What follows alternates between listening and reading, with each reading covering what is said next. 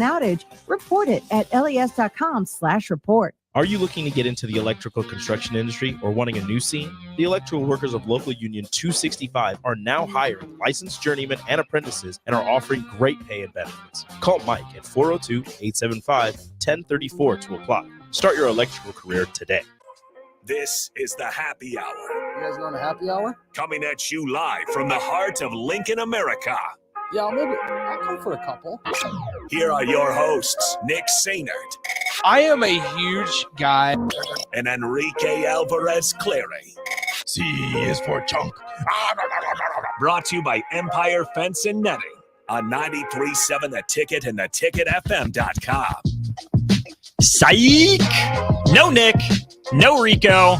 So I guess this is the happiest hour. That's right. Austin Norman, Jake Bachoven with you for the next hour. Bach, hour number 4 on the board for you here. Yes, it is. It takes me back to my older days here at the Ticket. I used to be on shows that lasted 4 hours. And man, they were kind of tiring, but I still feel fresh right now. Yeah, it's a different kind of stamina, right? The 4 hours at a time. It's one thing to have one 4-hour show. That's a marathon. Yeah.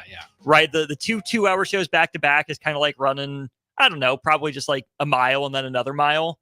But you've had 3 shows, 2 hours with the captain, one with Steve, and now this one. So you're running like an 800 and then a couple sprints. Yeah, but I mean, it's fresh teammates, new perspectives. I will admit I'm running out of material, so we might lean on you a little bit for leading that. But you've got what you got what do you got, like 4 hours coming up with yourself? Yes, this will be the start of 5 straight hours. So happy hour for me okay. On the block for 2, and then old school with Jay for 2. So looking forward to it. Settle in. Hope you don't get tired of my voice. And if you do, just listen for the other people on the other side.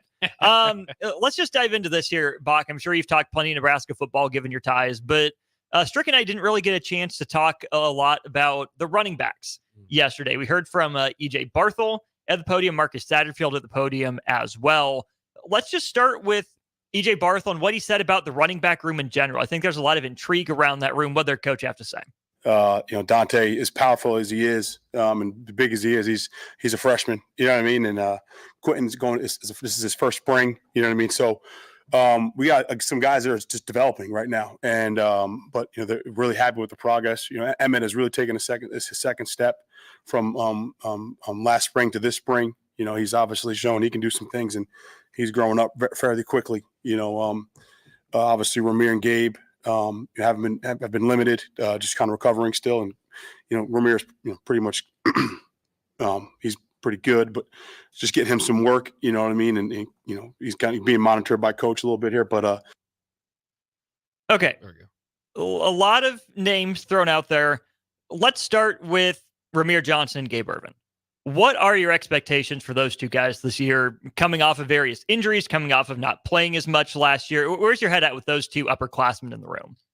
Well, I'm almost at the point just with the injuries of kind of thinking anything you get from them is kind of a bonus. And now that could be a completely wrong way to go about it. And if I'm in the room, obviously I'm evaluating them to be the starter to see how many carries they can get. But as a fan, and as a prognosticator, I mean, that's kind of where you're at. I mean, it's just kind of some injury riddled careers, especially for Gabe Ervin. Ramir, I think, does add a little bit different of a profile than a lot of the other running backs they have in that room. So, I mean, I think you could see him moving in as the third down back, but they've also talked too about how it's kind of funny to listen to this staff just kind of being like wondering why he didn't play in Mark Whipple's offense, basically after doing well the previous year and leading Nebraska running backs and rushing, really coming on. You remember that 3-9 season? He was kind of the marquee running back toward the end of the season. And so, it's a bit of that too. It's not just the injury history. It's like, okay, this is now the third staff with to a degree, I guess the offensive coordinator with a look at Ramir in. So it's not just like, how do I evaluate Ramir? It's trying to guess how this coaching staff evaluates Ramir compared to, coaching staffs previous. And then the young guys in that room as well. You think about Quentin Ives got name dropped. He was the emergency running back last year. I'm trying to find his numbers. I don't think he had stats, right? I think he was just the emergency guy, got on the field a little bit, at least according to Sports Reference. Either I'm blind or I'm just not seeing his stats. But the other guy in that mix that was mentioned was Dante Dowdell, who is essentially a freshman, as you heard EJ Barthel say. I'm excited for him.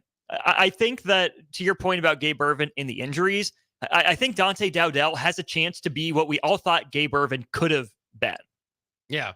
I think that's a fair way of looking at it. And I'm looking at Ives' red page on Nebraska's website. They said apparently he did have a kick return, but that's about it for last year. Played in 4 games, but Dowdell's kind of the new guy in the room. And had a lot of promise, obviously, heading to Oregon. So no reason to believe that's not going well. I shouldn't say no reason to believe that's not going to fulfill, because you see that happen with about half the guys that recruiting sites love and enjoy. But I suppose there's a lot of interest in him coming in taking a role. Kind of from what I hear, kind of a bowling ball type of running back, and again, so maybe more similar to, I guess, what Gabe Ervin could bring to the table. But his youth, you kind of wonder there, but that is a position where young guys can get in the room and compete right away. So I do kind of wonder about between him and Quentin Ives. You expect one of them to kind of jump into this competition. It just feels like Emmett Johnson is, because of where he finished last year, is the leader here. But it's up for grabs, because he doesn't necessarily feel like a number one, like he's earned the right to be number one heading into spring. I don't know, depending on how things played out this spring, though, and how things play out in the spring game, I don't know if I would say he's earned the right to be the number one guy in the fall if somebody else has supplanted him. I'm glad you brought Emmett Johnson up. We'll get back to him in just a sec. But I think when you bring up your point of running back is a place that younger guys can succeed, it seems like it's been a while for that at Nebraska, right? It feels like Maurice Washington was really the last one before everything went off the rails there. But think of your Marvin Scotts, your Sevion Morrisons, your Jaquez Yance. Not a lot of those guys really took off, for more than a game at a time. And Ramir, flashed as a sophomore, I guess. But that's a position I wonder if Nebraska might need to loosen up on the reins a little bit and let some of that athletic ability take over, because every offseason we hear about how fast these guys are, or how strong one of these guys is, or how they have a great ability to make guys miss, but they're kept off the field because of pass protection. And I get it. There's a time and a place for that, and you need it. But really what Nebraska needs is to put the ball in the end zone. If that comes with a little more boom or bust to some degree, this staff seems like it wants to get its best athletes on the field. If that's Dowdell running guys over and he whiffs on a block, every couple games, fine by me. If it's Emmett Johnson, and who competed last year in pass protection, that's fine. But I don't think Nebraska's in a spot where it can afford to leave a talented running back off the field just because of pass protection all the time. Yeah, I mean, I agree with you to a degree there. I think you need to be able to stand out. Like if you have a standout running back, then yes. If everybody's just kind of, feels kind of at the same level, then yeah, pass protecting is going to be the difference maker there. And, I get what you're saying, but I mean, especially if you're going to have these quarterbacks that don't scramble too much, or, going to try to move out in the pocket, but a weak side hit. I mean, we saw quarterback problems last year. A blindside hit, I should say, could, it could change the course of your season pretty quickly, or, your career basically. So, I would say so if there was a guy to me that stood out. And again, this is not downplaying what Emmett Johnson was able to do. I think that at down the stretch for a couple games there, he started looking like, okay, he's in the fourth quarter being able to kind of rumble and tumble. It's similar to where Matt Rule said coming this time last year that was going to be Gabe Ervin's role. But he while he again deserved to be the number one back coming into the spring, he didn't look like Amir Abdullah out there, right? So I guess my point is, unless somebody really has separated themselves, then I do think pass protection should be a big role in what they're doing out here as far as reps goes, and how many each guy is going to get. It was interesting too. Barthel was talking about the importance of depth as well, because and I think that they feel that a little bit more after all the injury problems last season. Took their 1 and 2 back out after the Louisiana Tech game. They kind of had to scramble from there. They really did. Let's talk about Emmett Johnson here for just a sec too, because I think he is, just based off the conversations we've heard from coaches, not just Barthel, not just Satterfield, even Matt Rule a time or two. It sounds like Emmett Johnson is in the lead in this running back competition because he's been the healthiest. And I don't know if it was last week or 2 weeks ago, Jay Foreman was making the case for him, saying every time that the bell's been rung, Emmett Johnson has answered. Right. In terms of running backs, he's the leading returner from last year in terms of rush yards. He was only 2 yards behind Anthony Grant on the season, 413 to 411, but did it on 14 fewer carries, got 2 touchdowns to Grant's 3. Also caught 7 passes out of the backfield for 46 yards, which was more than Anthony Grant caught all season. I'm with you in that I don't want to Sharpie Emmett Johnson in as the starter, but I also don't want to overlook him, right? He's not the biggest guy, but he ran tougher than I thought he could have, given his size, right? Not tall, but also not that wide. Mm-hmm. Nebraska still ran him up the middle, and he made some linebackers bounce off from time to time.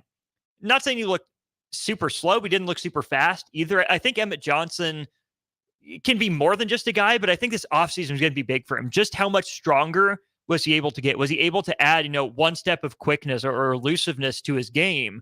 Because I didn't see anything last year that told me Emmett Johnson doesn't deserve to have that, quote unquote, number 1 tag applied going into spring.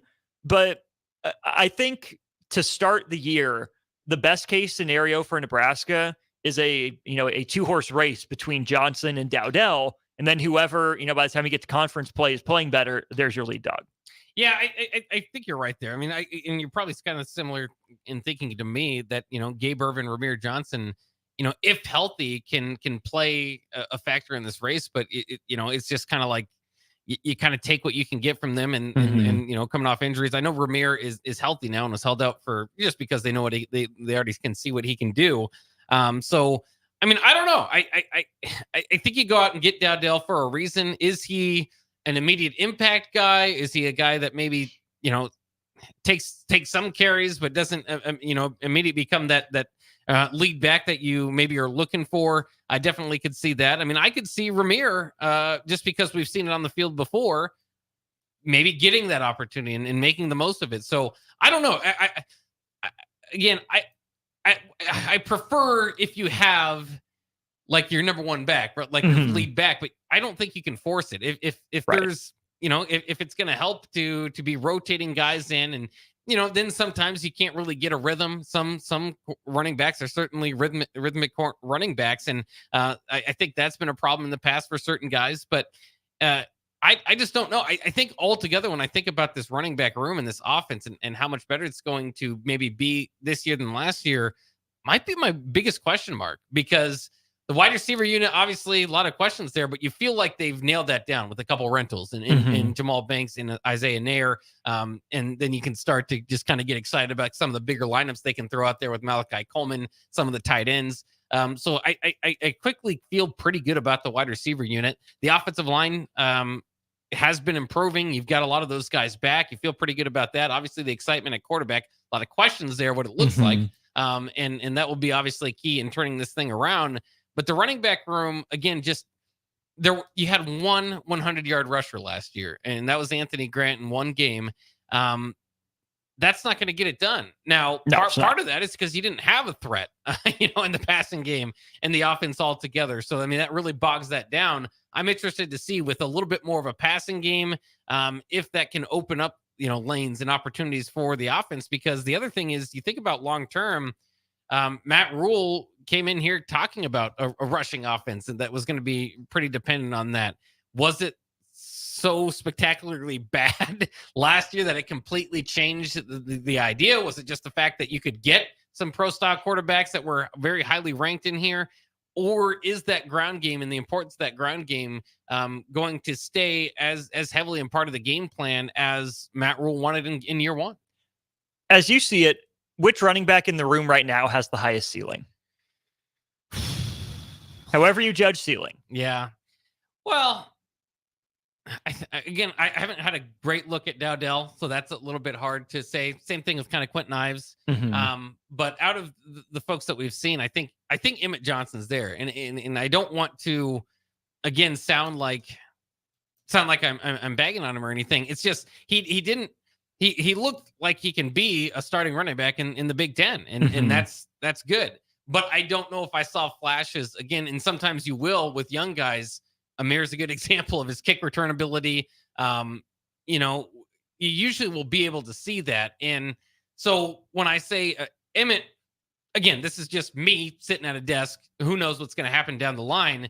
Emmett looks to me like it could be a quality starter in the Big Ten. Didn't look to me like future all Big Ten back. Yeah, Right. maybe he can show that and take that next step in his game, which is what they're asking for this spring. Right. I think Dowdell does have the highest ceiling. Mm. I really do. I mean, just with his size, I don't think he's slow. I think he does have, I don't want to say sneaky athletic or sneaky fast, but I do think that speed's going to be the underrated part of his game just because he looks like a bruiser and a bowling ball. But then I do think it's Emmett Johnson. I think he does bring probably the best combination of skills right now. I think Nebraska can be the most versatile with him. But that brings us to this conversation, Bach. In the transfer portal yesterday, Dylan Edwards, running back from Colorado, and I didn't pay much attention to it at all. But there's a tweet from Steve Wiltfong, who is with On3, National College Football Recruiting and Transfer Portal writer, former director of recruiting at 24/7 Sports. He quote tweeted a tweet from Brian Munson, who we have on the block at 3:30 on Mondays. Brian Munson said back in May of 22, the Huskers can see Dylan Edwards in a versatile role in their offense. Edwards rates the official visit to Nebraska a 12, presumably out of 10 in that 10-point scale. Steve Wiltfong yesterday said, I imagine this will still be true regarding Dylan Edwards in Nebraska. Which part do you think is more true? That Nebraska, can still see Dylan Edwards in a versatile role, or that Dylan Edwards would still rate his visit to Nebraska a 12? I think Nebraska could still see him in a versatile role, and I hope Nebraska goes after him. Obviously, with that previous relationship there, they still talk about kind of positionless football, and I don't know how many of the guys they have necessarily in that category. I think Carter Nelson will be one of those guys once he arrives in the fall. But I don't think you have a lot of players that kind of can blend that on the offensive side of the ball. This is a guy that can. And if anybody watched the TCU game, that was the highlight of his season. And man, was it spectacular. 4 touchdowns total, 3 receiving, big plays left and right. Now, as we know, Colorado gave up on the run game and didn't give those opportunities as the season went on. So his numbers didn't end up being spectacular, but he's just so young. And that would take me back to, would he come in and be the starter? It depends on what they're looking for. But when you go back to the ceiling question, that guy's got a very high ceiling. So whoever gets Dylan Edwards is going to be very happy. I've seen the Kansas State, because he played high school in Kansas there, potentially being a move there. Also, it'd just be fun for a storyline leading into the Colorado game too. But yeah, it's interesting because it's a packed backfield. You got like 5 guys vying for the position. Do you want to add a 6th? I say yes if the 6th has the highest ceiling. You took the next question out of my mouth. Do you want Nebraska to go after him? I'm with you. I think it's at least worth kicking the tires on, right? A guy that has that level of pedigree, listed at 5'9", 170 pounds, I think it is. So not the biggest guy, but do you trust Corey Campbell to get him right? Do you trust him to acclimate to the offense that quickly? But also it's because of that receiving threat that I think he's interesting. And I almost wonder if Nebraska does land Dylan Edwards, if that's kind of an ancillary benefit of keeping Rahmir Johnson around. Like, hey, man, I've been through the ringer. I've been put in 14 different roles here in my time at Nebraska. You're better than I am. Right now, you have maybe more of a future in the NFL or in football than I do. Here's some wisdom from me to you. Take this, run with it, carve out a role that I never consistently could for myself. Yeah, I mean, I think I could see that. I don't know if Rahmir would be happy with that, because that kind of supplant, kind of takes his spot, because I think that's where Rahmir again has maybe an advantage over some of these other guys, is that he is a little bit more versatile and maybe can play a factor in the receiving game.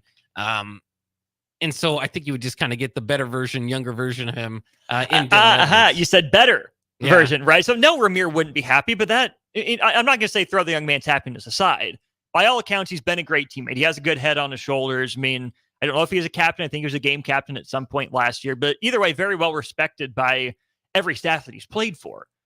But at some point, this goes back to my original point of the running backs, get your best players on the field. Yeah. Right? Rahmir can be your most experienced guy.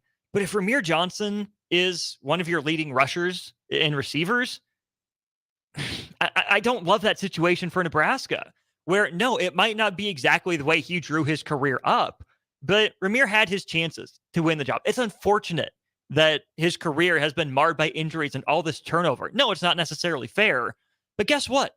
Them's the breaks. And kudos to the young man for handling them. But if Dylan Edwards comes to Nebraska and is legitimately better than Rahmir Johnson, I don't want him buried on the depth chart just because Ramir's been through some stuff and he's older. Yeah. No, you're absolutely right. I mean, you can't do this. You want loyalty, you want to be sticking by your guys, but you ultimately, if you stick too close to that, you're going to be, you can't really do that for future guys because you're not going to be coaching on the sidelines much longer. Right. So, yeah, I mean, it wouldn't be ideal for Ramir if they did land Dylan, and specifically Dylan Edwards. That is, when we say Dylan now, I think people just they landed one. Like, wait a minute, what? But I think that he would just immediately vie for starting caliber running back there. And again, maybe not the type of running back, maybe not every down, but he would just be so versatile. You can, move him out of the backfield, get him in the slot. And he's kind of a made player already at the college football level. And you could argue that a few of these guys are, but again, just with Ramir and Gabe, I basically take anything that you get from them as a bonus because they've just been through so much. And so, yeah, I think Dylan Edwards would be fantastic if Nebraska can go out. And it's interesting because it's not a position that I go, I look into this, and they're going to probably get a few additions, post spring and of course a few departures. It's not a position that I go, oh, there's the need there, because there's a lot of guys competing there, but the opportunity presents itself. Yeah. Go get good players. Yeah. That's really the name of the game. He's Bach. I'm Austin. We'll take a break. Be back with more of the happy hour right after this, brought to you by Empire Fence and Netting on 93.7 The Ticket and theticketfm.com. Follow Nick and Enrique on Twitter at Nick_Sainert and at Radio Rico AC. More of Happy Hour is next on 93.7 The Ticket and theticketfm.com. Go Hog Wild Pit Barbecue. It's $5.99 barbecue time. Hurry to Hog Wild for a complete barbecue meal that's only $5.99. Get a one-meat sandwich loaded with our award-winning barbecue, plus your choice of a classic side and drink for just $5.99. Upgrade your sandwich to beef brisket for just $1 more. Join us for lunch or dinner in Lincoln at 3210 Cornhusker Highway. Order online at GoHogWild.com. But don't be late, we close at 8. Hi, I'm Senator Bo Ballard. I was born and raised in Lancaster County, learning the value of hard work and grit at a young age. I built my own company, creating jobs right here in our community. I know that families and businesses in our community need lower taxes, lower cost of healthcare, and a great education. That's why, as your senator, I helped pass the largest tax cut and made the most significant investment in education in Nebraska history and worked to reduce the cost of healthcare. I'm Senator Bo Ballard, and I humbly ask for your vote on May 14th. Paid for by Ballard for Nebraska. Rashawn Jackson here for Bauer Infrastructure, a veteran-owned local company proudly serving Lincoln, Lancaster County, and the surrounding areas. Bauer provides quality work at an affordable price, and they're growing rapidly. If you want to experience a career with a fast-paced, family-friendly environment, visit BauerInfrastructure.com. They have top-of-the-line benefits, year-round work, even through the winter. Bauer, usher in the new era of infrastructure to an area near you. And as always, go Big Red! Garage doors can be expensive. Are you keeping yours in the best condition possible? This is Cameron Hall with Doors Plus. Doors Plus is a locally owned business that prides itself on the fast, reliable, and friendly service. Doors Plus offers flexible scheduling so you can book an appointment that fits your busy day. My team and I will come out to your property, both commercial and residential, and provide you with the necessary information you need to make sure your garage door is in working and smooth condition. Give Doors Plus a call today at 402-590-5800 to book an appointment and learn more about our preventative maintenance plans. Doors Plus, garage doors, and more. Sandhills Global is hiring. With their fast-paced, growing culture, they have hundreds of new openings in sales, marketing, traveling support, software development, web design, and more. Full-time roles offer a 4.5-day work week, along with flexible internships in most areas. Career and internship opportunities are available at our global headquarters in Lincoln, Nebraska. Find your fit today at www.sandhills.jobs.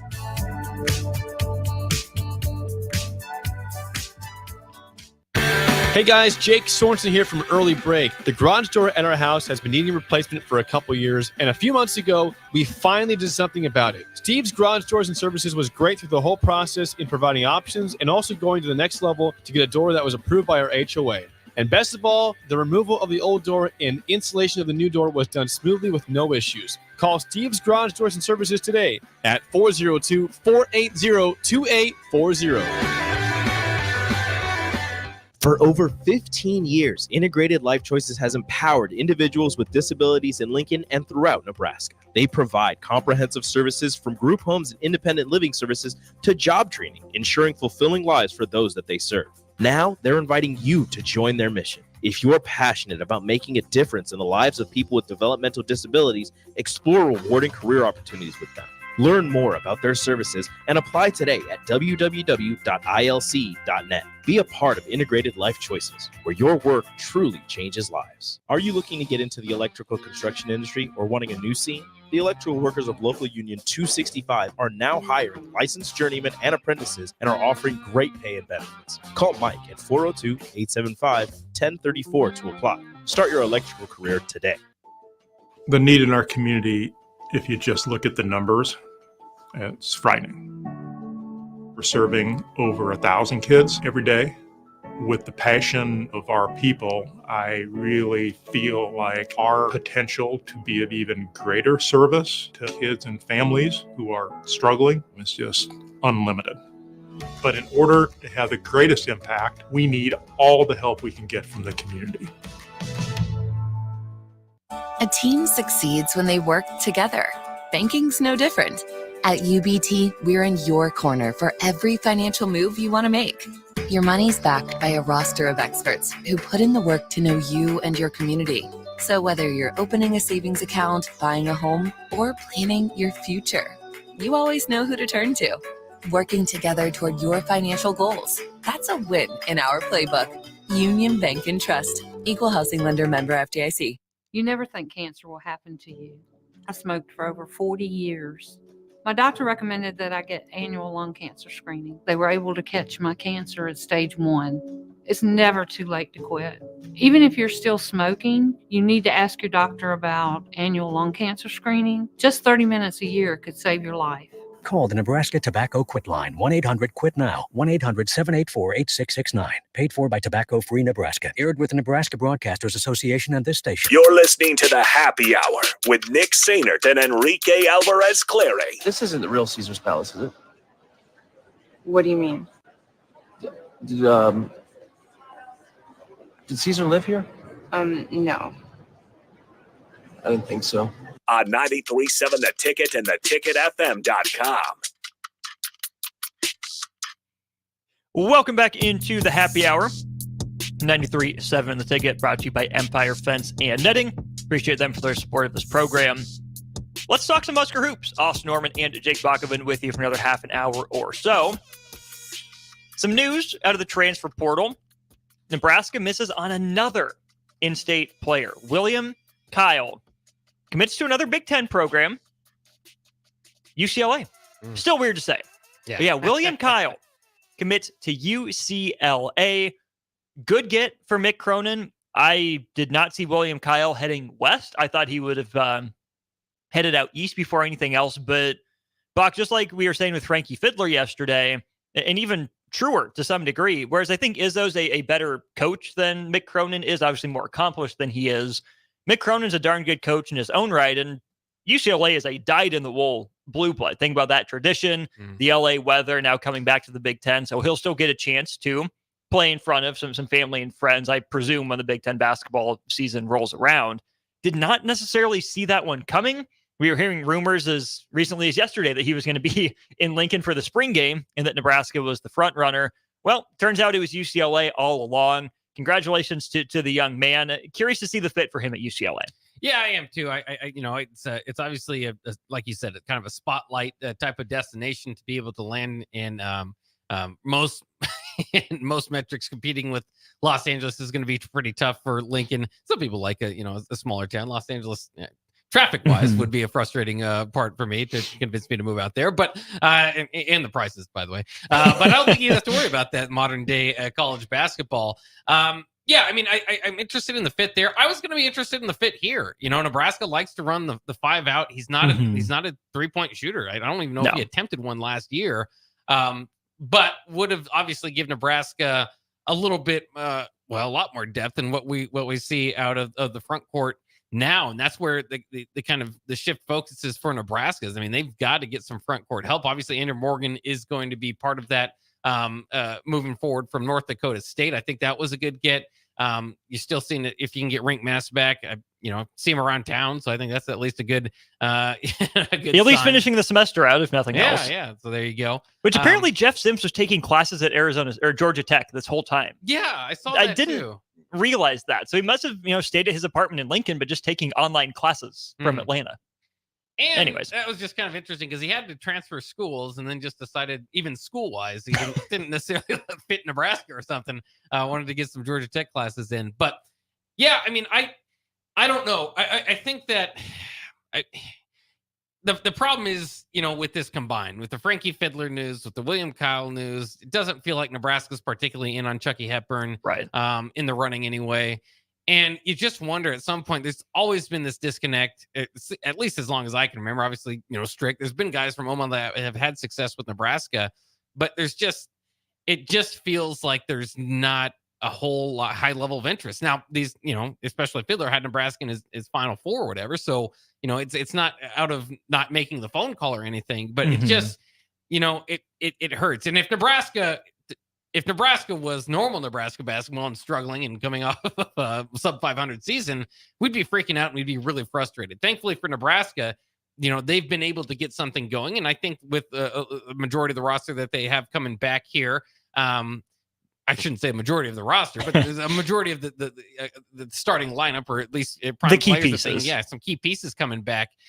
You feel like they're going to have some momentum here, but I don't. You do start to wonder because, and particularly for me, it's kind of in this NIL world. Like, where is Nebraska falling short in trying to get some of these guys? Because you would figure that at least, and I don't know how much it would be. Maybe just go. Everybody's a bottom line person, but maybe there'd be somewhat of a hometown discount or lean toward wanting to play at Nebraska. And there's just, especially with their momentum, right? Maybe and we the saw NBA that. pedigree of the coach. Yeah.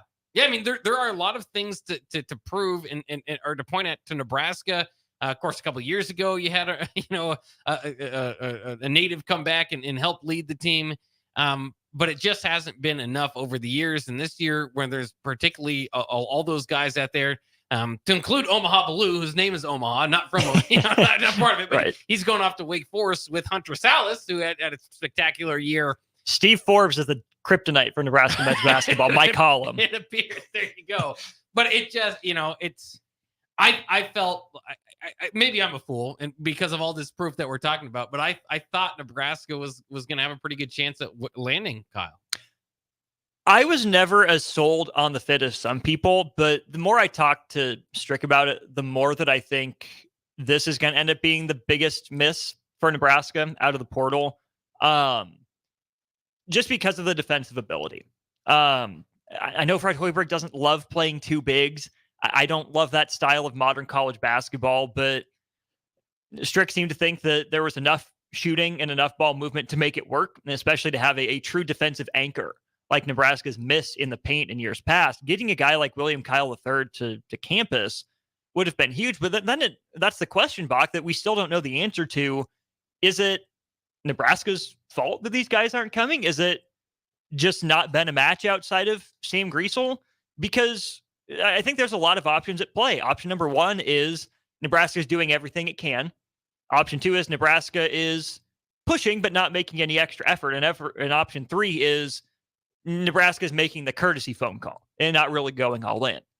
I would hope that Nebraska fans as a whole give the staff the benefit of the doubt, that they're putting in the effort that they think they need to for that caliber of prospect. Because I've had this conversation with countless people when it comes to football. Nebraska doesn't need Nebraska guys just because they're from Nebraska. Just go get good players. Wherever they're from, I would hope that Nebraska fans want wins more than they want in-state players, right? I'd rather win with out-of-state guys than lose with in-state guys.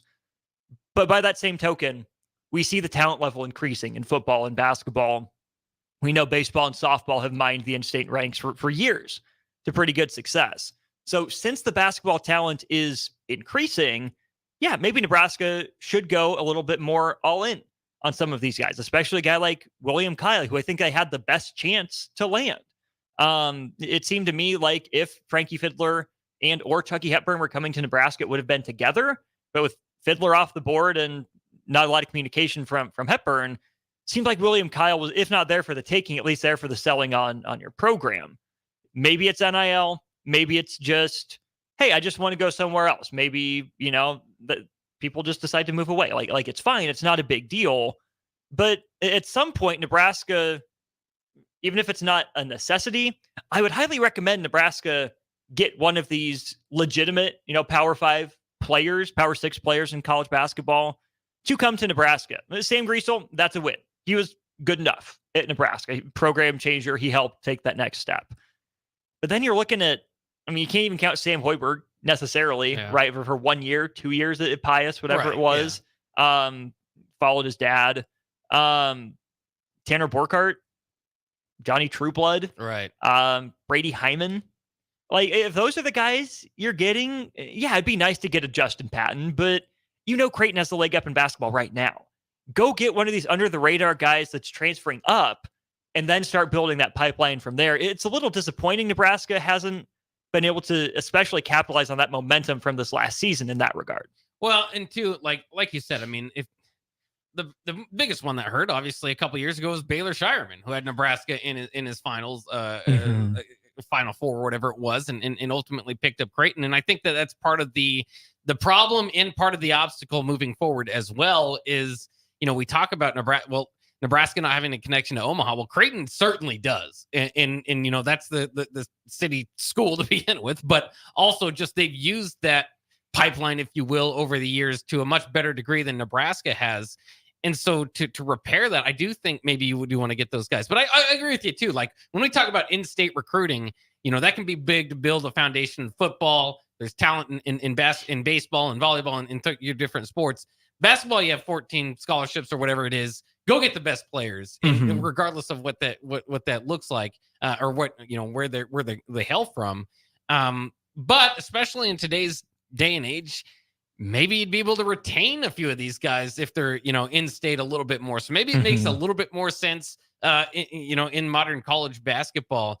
But again, to me, I just wonder about the NIL. I know 1890 is now, in with basketball. That wasn't originally the plan, but it always kind of stick with me. And maybe this is just a guy that things didn't work well, and so he goes off saying something. But Matt Abdelmassih said as much in a podcast at one point in time, was that Nebraska's just wasn't competitive NIL wise with some of the top schools. And maybe you don't expect them to be, top schools, but it just feels like without a big, a huge get in the portal, it's like, all right, maybe there is some truth to that. And maybe it hasn't been stepped up as much as you would think. And certainly I hope that it is one way or the other, because this is the opportunity to do it. You finally have some momentum in the program. You finally, after 10 years, went to the NCAA tournament. If there's any time to put your chips all in, it would be this offseason. That part. Earthquake, we appreciate you chiming in here, and Gorilla Bear as well. We'll get to these right now at the end of this segment. We'll start with Gorilla Bear. I don't think Nebraska has gotten better. Maybe a stalemate at best. We had a lot of questions going into this last season, right? Did Nebraska really get better? We didn't know what Rink Mast was going to be. He was so different from Derek Walker. That's what we were being told. We had no idea what to expect from Bryce Williams or what Keisei Tominaga would look like as really the featured option for Nebraska. What to expect from Josiah Alec even. So I'm going to say pump the brakes a little bit, but also even if Nebraska just remains where it was at a talent level across the board and it looks different, the ball handling can improve. The shooting can improve. So even if the talent is the same, if Nebraska gets more skilled and shoots better, Nebraska looks better. It's kind of how I look at that. And then Earthquake Glue says, seriously, just throw some big bucks at these cats. Yes, but I don't know how much money is left in the coffers necessarily. I don't know what the NIL budget is, but you've already brought in a handful of guys. And no, they shouldn't be overly expensive. But you also have to think that you're paying Bryce Williams and Juwan Gary to stick around. Probably going to have an over-the-top, not over the top, but market rate, if not slightly better, to keep Rink Mast. who does have professional opportunities overseas ahead of him. Same kind of conversation we had with Keisei Tominaga last year. So I'm sure there is money around to some degree. It might not be what some of these players are looking for. They might be looking for multi-year commitments. And Bach, given the history of Nebraska basketball, I don't necessarily blame boosters and donors for not going all in on basketball after 1 year. You know, where yes, I completely agree with you that if you are a booster and donor that wants to see Nebraska men's basketball succeed, now's the year. Like, hey, there's a lot of momentum. I'll cut a bigger check than I thought I was going to see if this team can get a little bit better, get that one extra guy. But at the same time, I understand where they're not used to cutting checks and they don't know how this team's going to handle success. So I can understand the hesitancy as much as I would like to throw other people's money around. Well, yeah, and that's part of it. As far as what we do is just sit here and tell them how to spend their money, whether that be at the college ranks now or professionally. And it's just fascinating. Again, I kind of go back to, because all this NIL stuff is hard to track, hard to follow, hard to know how much money's kind of going through it. And so you kind of think, how much is it going to take to keep these guys happy? And I think back to, Fran McCaffrey talking about how Tony Perkins transferred out of the school and was looking for $500,000. And that was kind of his market rate. And that's for a guy that's not an all Big Ten third team. I mean, that is, again, good starter, good player, but not even at that level. So you wonder how much it costs to keep people happy. And then the other thing is, and you hear this often, in the football, well, that's not the type of guy we want then. Well, college basketball, with the limited amount of scholarships that we talked about, if you're not going to be able to throw some money around, you're gonna fall back pretty quickly. I mean, I wonder how much it took, and I know you're not happy about this. This is a little bit off the Nebraska thing, but the RJ Davis, being able to retain RJ Davis coming back for a 5th year to North Carolina, but that's an All-American. He apparently was getting big money offers despite not even being in the transfer portal. So, I just think with how small those rosters are, I think each individual guy is getting a pretty big portion. And then, so therefore, if you're a school that's not willing to do that, or only has, this budget for 2 or 3 players, it's going to be tough to compete. Joke's on Carolina because Davis is a career loser. So congratulations, getting All-American back. What's that brought you? But yeah, I think there's a very distinct difference between guys chasing the bag and guys wanting market value. Yeah. It's just pure rational economics at the end of the day. So yes, as much as we want guys to do it, and come to Nebraska, girls too, whatever sport, for the love of the game and, to represent the N and to be back in the 402 or whatever. That's all fine and good. It's also just not reality all the time. Yeah. It's not every kid's dream to come back and play for Nebraska. And that's fine. So either Nebraska has to get good and make it more kids' dreams, or they have to make it into some kid's dream on a dime with a lot of dimes, essentially, is what it comes down to for me. Strick's in the building. Let's take a break. We'll cross it over, get you set up for On the Block here right after this on the Happy Hour.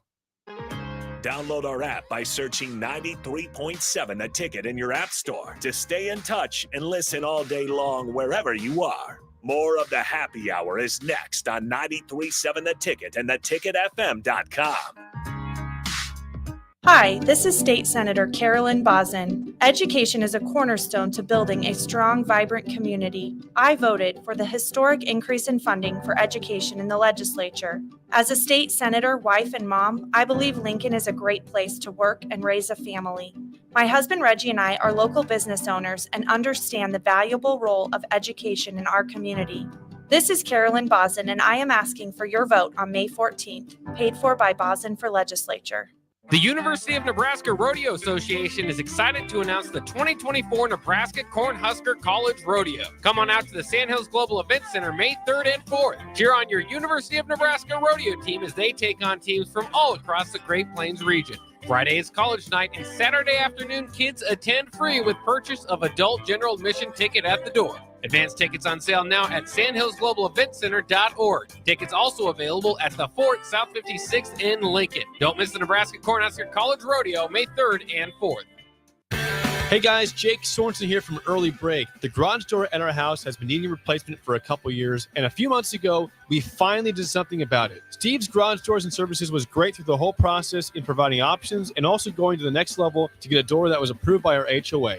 And best of all, the removal of the old door and installation of the new door was done smoothly with no issues. Call Steve's Garage Doors and Services today at 402-480-2840. Grab a free burger and beer at Elway Power Sports of Lincoln on April 27th during their Husker Spring Game tailgate. Meet the Elway Power Sports team, play some tailgate games with them, and enter for a chance to win an official John Elway autographed football. Check out their huge selection of boats and watercraft for the summer, along with hundreds of motorcycles, ATVs, and side-by-sides from all the major brands. Stop out and watch the game with them on April 27th. Elway Power Sports of Lincoln, 27th and I-80. They'll be tailgating all day. Rashawn Jackson here for Bauer Infrastructure, a veteran-owned local company proudly serving Lincoln, Lancaster County, and the surrounding areas. Bauer provides quality work at an affordable price, and they're growing rapidly. If you want to experience a career with a fast-paced, family-friendly environment, visit BauerInfrastructure.com. They have top-of-the-line benefits, year-round work, even through the winter. Bauer, usher in the new era of infrastructure to an area near you. And as always, go Big Red! Rain, snow, or shine, John Henry's is here to keep your home's plumbing systems working properly no matter what kind of weather Nebraska throws at us. From unclogging toilets and drains to installing new water heaters and water treatment systems, John Henry's is your plumbing expert in the Lincoln and Omaha communities. Visit us at calljh.com or call John Henry's. 435-5555. John Henry's Plumbing, Heating and Air. And electrical. This is Lincoln's home for sports talk on the FM dial. Also online at theticketfm.com. On the internet. KNTK FM Firth, 93.7 The Ticket. This is Coach Bill Bush. You all know my passion for Nebraska. Having coached all over the country, I can honestly say there is no place like Nebraska. You know where there's also no place like? Midwest Bank. Midwest Bank has proudly served Nebraska for over 70 years, and they're located in 9 different communities. Midwest Bank is ready, willing, and able to meet all your personal, business, and agriculture needs. Your community, your bank, and mine, Midwest Bank. Find out more at Midwest Bank. Member FDIC.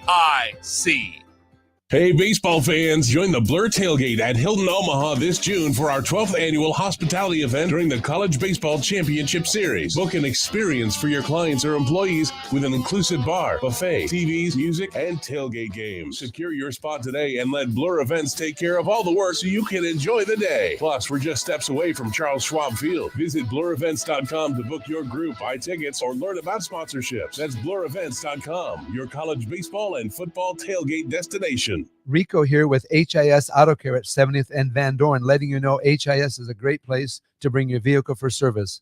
With superior service bumper to bumper, we'll treat your vehicle like it's your mother's. Doesn't get any better than that. So call 402-488-8934 and HIS Auto will make you glad you did. 5% off, mention this ad, and for sure your mother will be proud you called. 402-488-8934, HIS Auto Care, 70th and Van Dorn. God bless you. You're listening to the Happy Hour with Nick Sainert. This is a house of learned doctors. And Enrique Alvarez Clary. As soon as your eyes shut, I'm going to punch you square in the face. On 93.7 The Ticket and theticketfm.com. Back one final time on the Happy Hour. The happier-ist hour. We've got Stricky in the building. Stricky, welcome in, partner. What up, what up? How you doing? Oh, better now. Mic in use. I was a little distant, but I'm good. You're back. Yeah, my man Kless was just in the building. Shout out to Klesser Johnson. He was just in the building. We were just having a little conversation. What a beautiful day once again it is. As long as they don't start putting stuff in the sky again. We're good. We're good. I like the clarity and the clear and yeah. Blue sky, no clouds. And we don't have the crazy wind today, so that's lovely. True. I'm in the studio with 2 Boston Celtics fans. They're up 1-0 on the Heat. Is this the year? First one since 08? I mean, Jason Tatum's playing well. I mean, he's Porzingis? His number, that's a huge addition for him. They definitely have what's needed to take it there. Now, again,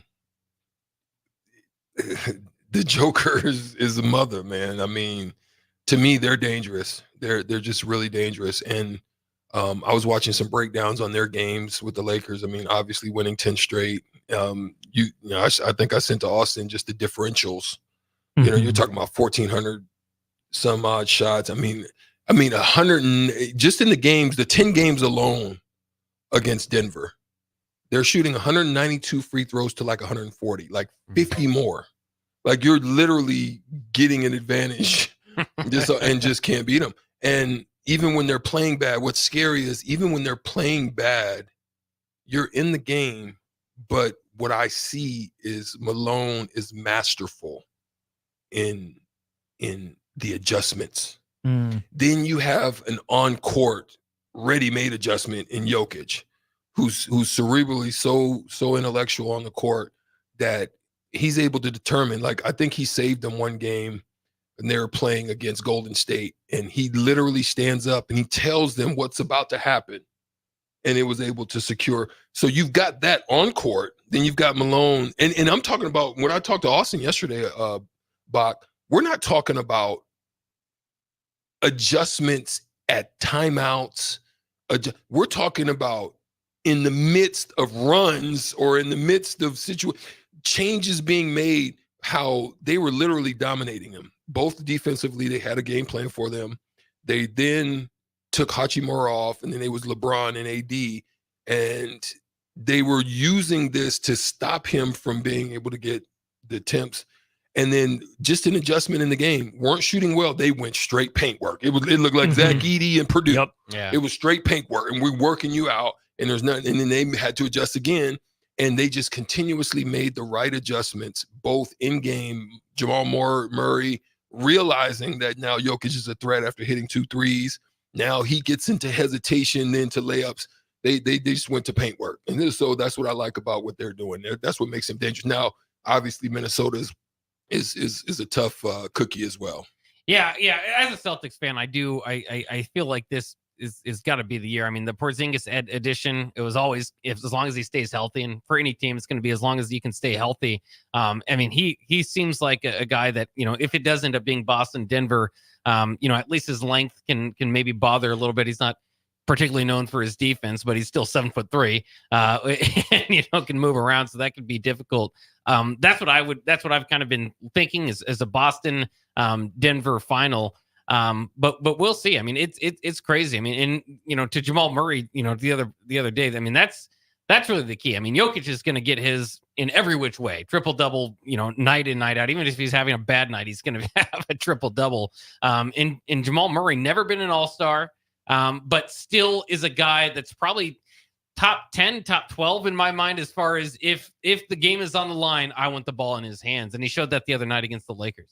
When you have Caldwell Pope and Michael Porter Jr., when you have those two one-offing, first game, Caldwell Pope, second game, MPJ, and then you have gravy. The gravy or the cherry on top for them is the defensive ability as well as the offensive ability of Gordon. So that's gravy. So that's why, I mean, it's just one. And Bron, actually, they even put on Bron. They threw multiple looks at LeBron James. Peyton Watson in that mix. Yeah, they threw multiple looks at him. Nothing was easy. You know, again, I think it's masterful coaching. It really is. And I think Mike Malone has really been building to this, right? I think he found a good fit. I think he found a good front office. And I know Tim Connolly left Denver to go to Minnesota, but Denver has been just solid, right? They were never like the worst team in the NBA, but rarely the best. But it took them till last year to get over the hump. And I don't think Denver is necessarily, you know, built to be a dynasty necessarily. They'll have, you know, the best player in the league for the next couple of years, and Nikola Jokic, obviously. Murray's really good. But I think Denver is doing a better job sustaining its run than Golden State did, right? Golden State went out and they loaded up with like Otto Porter Jr. and they got Wiggins for that run. They've completely fallen apart, where I feel like Denver, I think, will have learned some lessons from Golden State for how to pick and choose the role players to keep this run going, rather so than falling off. That's a unique difference between them and most other teams, is their role players. The ability for their role players to step up in any given time and moment and to switch. It looks very Nebraska ball-ish to me, where guys one game, one night, one other. You know, you just saw a lot of that going on. because you already know the dominant factor is Jokic. You already know that. Then we're seeing the MVP of last year, which has been a consistent, like he gets into the playoffs, he falls off the map. Harden has been another one like that. Then sometimes you'll have CP3 that goes. There's been guys like that sometimes, but you're seeing the difference between like what Joker brings and his on-court, off-court numbers is staggering. Like Philly in a good sense can still survive. I mean, they were able to still secure a playoff. I thought they were going to fall definitely off the map. But the problem is Embiid sometimes doesn't show up in playoff games. 12 of 29 last game. Yeah. So that's a lot of what the trouble in the East is. I mean, shout out to New York. New York's getting it done. I mean, Rico, I'm sure, is happy and excited about what's going on. Unfortunately, you know, that's 2 back-to-back games that ended the way that it ended. I mean, I'm sure the NBA is happy about that as well. But some of the matchups, but some of them are really golden, and not Golden State Warriors, but really golden. Right. The series I'm probably most curious to watch that's already 2-0 is Cleveland Orlando. Orlando's a surprise team to me. Cleveland is your dark horse before the year, Stricky. I want to see if Orlando can crawl its way back into it. But tonight, this is without Super Spider. Right. Like right. in full effect. The series I am going to have the most eyes on, though, New Orleans, Oklahoma City. Get game 2 of that one tonight. Oklahoma City won it by just a couple points a couple nights ago. They're 7.5-point favorites tonight. But this is styles make fights. It's unfortunate the guy like Zion Williamson is out. But is Brandon Ingram the guy for New Orleans? Do you lean on CJ McCollum? Do you try to get enough from those two and really try to feature like Larry Nance going to the offensive glass? Like Oklahoma City earned the 1 seed in the West. Earned it. Weren't gifted it. They're clearly very good. Does New Orleans have a path to making this a series? It's unfortunate. That's what you got now. It's unfortunate. I don't think they do without Zion. That's he's like an X factor in that series. Somebody like that with that ability, athleticism, physicality, can defend, you know, is a problem. Get you those free throw looks, you know, just a lot of that. I like both of those two, but they're very similar to me in style, the way that they play. I think Brandon's a little bit more of a dog, but CJ's he's good in that third role, but as a second guy, he's not the same anymore like when he was like in Portland today. You know what I mean? Yeah. But did you see this though, real quick? Did you see there's a guy that put a parlay on futures? He had the Kansas City. He had Kansas City to win the Super Bowl. He had the Rangers to win. He had a three-team parlay. He had the Rangers to win the World Series. His last one is OKC to win. He put $100 on it. He could have a buyout right now at almost $38,000. There you go. Right now, Yeah. they buy him out. If he goes through with it, he wins $1.7 million off of $100. I think you got to stick with it. But Do you stick with it? I think That so. sees sus. Does it? Do you stick with it? No. And then one of the guys says, I think he's a time traveler. like who does that? Like He has who, the almanac from Back to the Future. Yeah, like who does that? Like for real. But that goes to the point too, though. OKC is somewhat, despite being a number 1 seed, is fairly overlooked in all of this because of their youth. But you know, do you think that they can make a big enough run? That's why I said I would hold on to that bet. Right. Well, that's a lot of money to be, but I mean, if 100 for 38, like what you Yeah. doing right now, listeners? 402-464-5685. Like what you doing in that situation? You've hit 2 of the 3. One of them is in the playoff run right now. You have a buyout that they would pay, a buyout that would pay 38, like around 37,000, like 500 and some odd dollars, or stay around for the 1-7 But you got the 1 seed again, and maybe not the favorite, but they're a 1 seed. in the Gauntlet West. Yeah. Man, what you do? I mean, I want to know. That's 38 grand. 30 off of $100 bet. Off 100. That's Oh, you're You've plus hit 2 of the 3. $37K. Right. Yeah, but I mean, 30 And grand. you've waited what, 4 months because Yeah. the Super Bowl ends in February. So you're what, 3 months in now Yeah. of waiting game? Is it weird though that I think the Oklahoma City leg is probably the easiest to get done? Like think about how we were talking about the Chiefs before the playoffs. Yeah. Yeah. And think about the Rangers Yeah, kind of out of yeah. nowhere. So I feel like Oklahoma City is actually the easiest leg Wow. to some degree. Yeah. I think 38 grand obviously can be life changing in its own way, but it's not like generational wealth like $1.7 million could be to you, depending on how you use it, I suppose. But yeah, that would be my idea. It's like, okay, 38 grand, I can help, pay off a big part of my house, but I could buy a few houses with $1.7 million. Right. Yeah. That's wild. I just threw that out there just to put it out in the atmosphere. Dang. That's crazy. It makes you think though, right? Doesn't it? It kind of really makes you ponder and think that thing through. That just sounds so sus. Like that's like that movie, okay, that show. What's that show? Deal or No Deal?